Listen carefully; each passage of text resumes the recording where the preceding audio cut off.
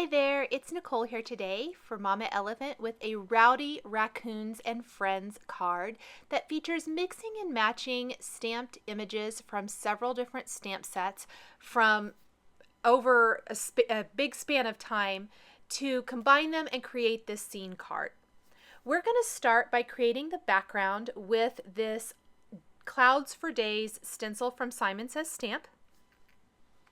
What I love about this stencil is you can either do the cloud shape or you can use the edges to create a cloud border. In this case, I'm going to do the cloud border all the way across because I am using or stenciling these on Bristol Smooth cardstock using Salty Ocean Distress Oxide ink. But the beauty of using Bristol Smooth cardstock and a water-based ink like the Distress Oxide ink is that we're going to be stamping strings of lights over this using a Swinging Borders stamped image.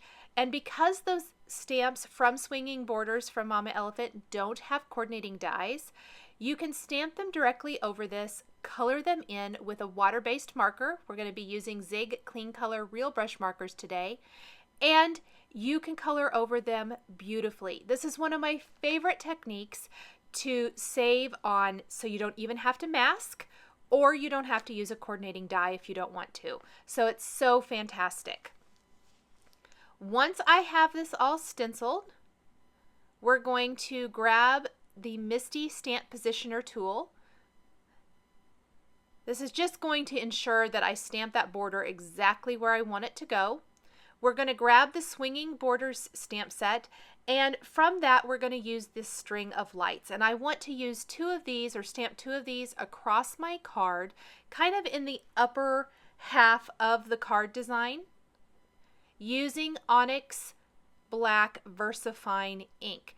This is a great ink to use if you're going to use Zig Clean Color Real Brush markers or other water-based markers. If you're going to use an alcohol ink-based marker like Copics, you will not want to use this ink, but it is a fantastic ink if you're doing some sort of watercoloring technique or water-based marker technique. So I'm going to clean my stamp, position it again just a little bit below that first one, and stamp it again. I love all of these little strings or swinging borders. They truly are. There's a banner, there's some tropical leaves there, and then the string of lights, and then some other little images that coordinate with this. So this is going to be kind of a anything goes type of card. It could be a celebration card, it could be just an everyday card. We're going to move on to the images. I have stamped the raccoons, the wagon, and the ducks from the Rowdy Raccoons stamp set, which was released here a couple years ago, and the birds from Tea with Friends. And I love how well these images all work together. I recently used another Rowdy Raccoon image on another card that I'll link to at the end of this video, and it just kind of made me remember how cute this stamp set is, and I wanted to revisit it and play with it. It's great to dig into our craft stashes and make sure we get the most from our supplies. So I colored in the ducks, and I decided to go ahead and switch on over or switch back to our background, and I'm going to share coloring over our stenciled background with these Zig markers. And you can see that you are not picking up any of the blue that is stenciled in the background. It just works beautifully. It is one of my favorite techniques. It's so quick and easy to do.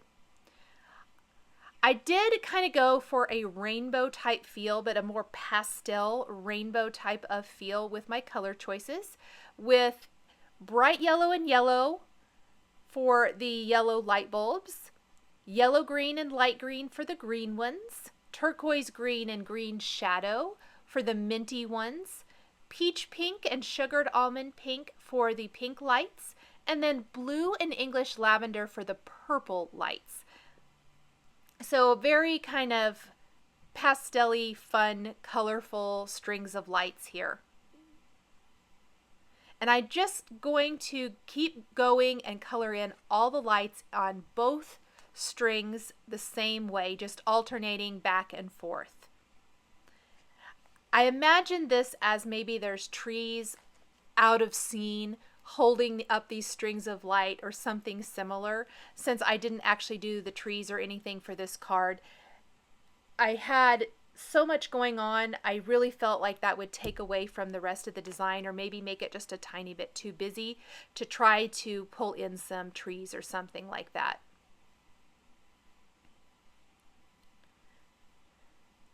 I love the zigs on Bristol Smooth cardstock. They blend like butter. If this is your first time visiting me or you haven't seen me use the Zig Clean Color Real Brush markers before, I love them. They are fantastic water-based markers. They are at a nice lower price point than maybe some alcohol ink-based markers like Copic markers. They're definitely a different type of marker. But if you like that kind of watercolory effect or you want to just play with some markers, these are great. But I very highly recommend Bristol Smooth cardstock used with them because it gives you fantastic results. And both the cardstock will be listed and linked here below in the supplies. Once I have my lights all colored, I like to lay down the dark color first and then blend out with my lighter one. I'm going to take Nuvo Crystal Drops in White Blizzard. This is an awesome translucent, clear glittery product, and I'm going to go over each of the lights with that. It's going to give it a sparkly finish. Now, this is where I had a little accident with my video camera, and it wasn't on when I thought it was, and I colored the raccoons, I colored the wagon, and I colored even some of the birds and die cut them before I realized my camera wasn't even on. So I really apologize about that, you guys. The colors are listed there in the video, so hopefully that gives you an idea of what I used. Now, a couple of borders were die cut using the GRASSY Trio dies, and then I'm going to ink them up with Twisted Citron and Lucky Clover Distress Oxide inks. So mostly Twisted Citron and then the tops of the blades of grass with Lucky Clover. I like the little two-tone effect. These particular colors coordinate really nice with my strings of lights rather, as far as the color palette goes. So I was really conscious of making sure that the sky, the grass, the lights, everything kind of coordinated and complements one another. Once I have these all inked, we'll clean up the craft mat and we can start putting everything together and stamping the sentiment. I had a little bit of trouble figuring out what sentiment I wanted to use on my card. I knew I kind of wanted it to be more of a hello type of card, but I just wasn't sure where to put it. I didn't know if I could put it down in there's a little bit of an open space in the bottom right corner. Shift the birds around maybe a little bit. I could put it in the up at the top of the card, but I didn't really like any of those things. And then it dawned on me if I used a thin, skinny greeting, I could maybe drape it along the shape of the string of lights, and it really kind of just becomes part of the scene that way. So that's what we're going to do here in just a second. I am going to go ahead and attach these birds really quick. I attached 3 of them, and then I decided to go ahead and trim off the excess of the grass because I purposely left it a little long. That way I could make sure it was definitely long enough to fit the bottom of my scene. I should also mention that this scene is the entire front of an A2 sized card, so 4 1/4 by 5 1/2 inches. We're going to go ahead and take the Misty then, and I'm going to kind of share with you my process. It is really hard. Oh, I guess I did attach some of these little images, so let's go ahead and do that first. And another thing to note about attaching my images, some of the images, most of them, are tucked behind that first layer of grass, but some of them are going to be in front of it. It just gives it a more natural look. Let's try to add the greeting now. So originally, I just took my Misty, and I'm going to pop my greeting here, and then I'm just going to open up the cover and try to manipulate it. Well, that's really hard to do because look how hard it is to try to get it to fit that shape when it's not laying directly over it. It's just such a hassle. You can kind of mess with it and still not get it to be quite right. So what really comes in or makes it much easier, and I really kept doing this for a while because I just wanted to show how hard it is if you take the original stamp, so the string of lights, and what I did first was line it up exactly. Well, the thing about that is there's a little lip on your clear stamps, so that's going to pop up the greeting that much further from the line. Well, I really want it to hug the line, and it's just way too far away from the line at this point. I can see through my clear Misty. That's not going to work. So what we need to do is pop off that string of lights and shift it down just a little bit. Go ahead and pick that up again.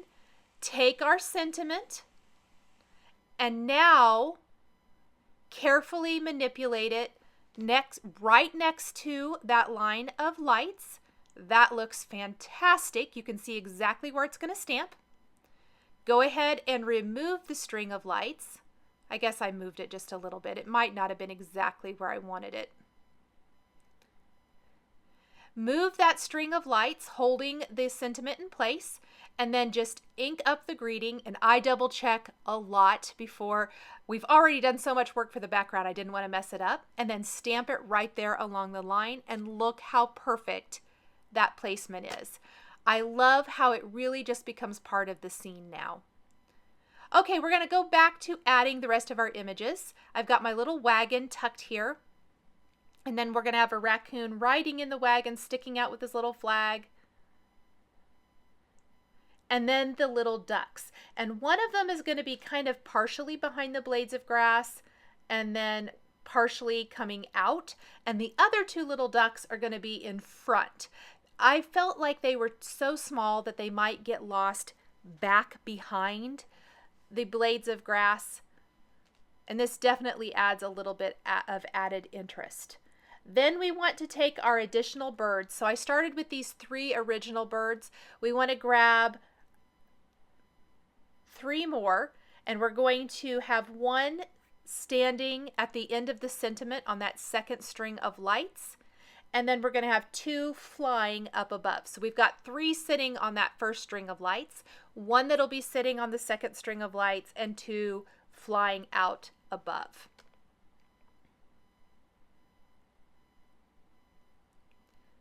And these birds are just so super cute. I love them.